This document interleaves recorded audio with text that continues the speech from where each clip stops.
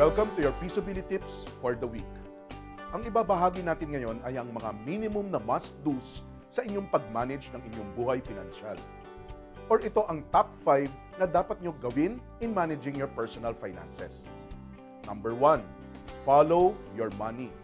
Ito yung sa araw-araw na ginawa ng Diyos, may pera na pumasok at pera na lumabas, isulat or ilista. Dapat ay alam na alam nyo saan nanggagaling ang pera, saan napunta, kailan, magkano, ano, at bakit pinagkagastusan.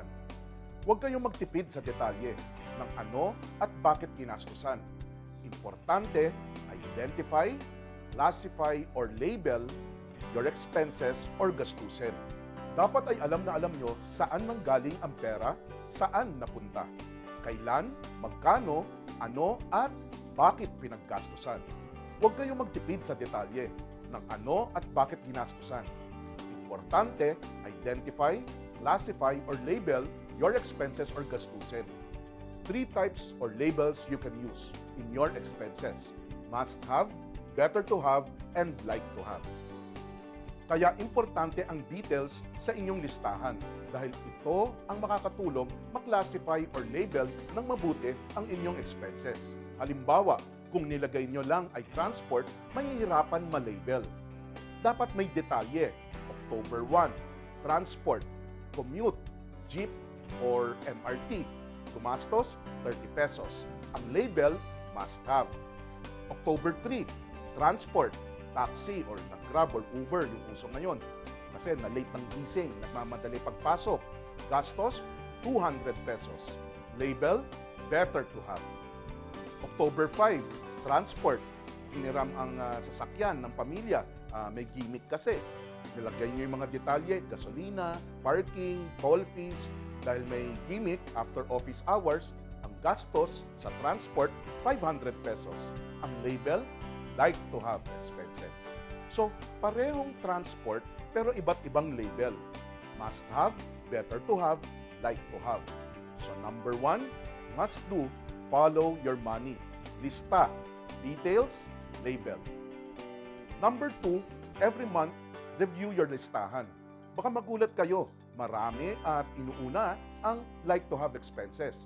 Siyempre, kasunod ang better to have. Tapos, pinapangutang nyo ang must have tulad ng bayad sa kuryente dahil credit card pa ang ginamit, pambayad ng tuition fee, o baka loan installment payment o amortization, inutang pa din. Sa pag-review ng listahan, unang atakihin ang pag-eliminate or reduce ng like-to-have expenses. Baka magulat kayo, yung sinasabing 10% to 20% na sana ipon from your income, makukuha nyo na. Pag-reduce lang ng like-to-have expenses. Mga expenses na kung hindi nyo pinaggastusan, hindi naman kayo mamamatay, hindi naman kayo mamimilipro. Number 3, must do, be present and be active in the financial world. Meron kayong presence in the physical world. Meron kayong birth certificate at pangalan. Present kayo sa internet world. Meron kayong email address. Kasama kayo sa Facebook world.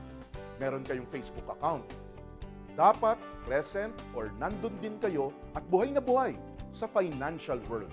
First, get a bank account, a simple savings account. Build a relationship with your bank, with your branch, and the people in the branch.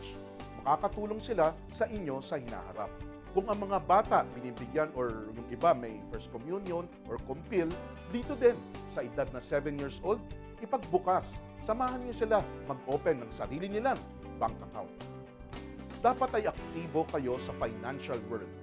Deposit, mas marami dapat kaysa sa withdraw, lalo na yung wini-withdraw lahat.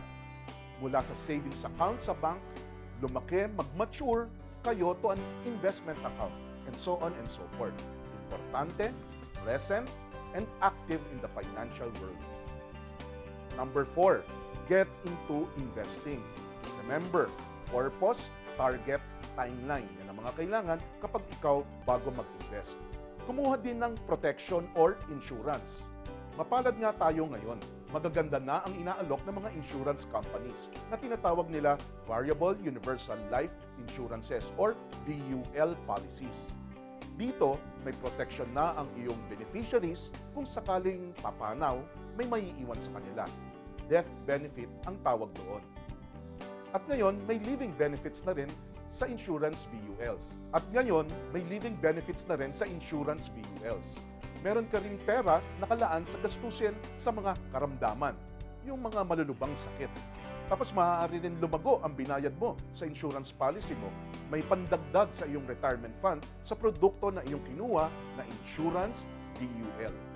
Pagkatapos ng insurance VUL, pag-aralan din ang iba't iba pang collective investing tulad ng mutual funds, UITFs ng mga bangko, maski ang pagnenegosyo, maaaring pasukin.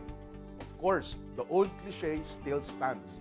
Investigate before investing. Panglima sa must-do, make, monitor, review, and adjust your financial plans. Isulat ang inyong plano next year, 5 years from now, 10, and even 20 years from now. Hindi maganda ang plano dahil nangyari lahat ang mga naiplano. Nagiging maganda ang plano dahil unang-una, ito ay nakasulat. Huwag mamiloso po na katamaran isulat ang mga plano dahil malamang magbago ang plano. Yan ang katwiran nila. Kaya nga lalo dapat isulat, nakasulat ang inyong plano para ito ay maging giya, you review, and then you can adjust, change, add, or delete sa inyong mga plano. Sabi nga, if you fail to plan, you plan to fail. Write down your plans. At yan mga kaibigan, ang ating Peaceability Tips sa linggong ito. Sana meron kayong napulot at natutunan para sa inyong gabay sa inyong buhay pinansyal.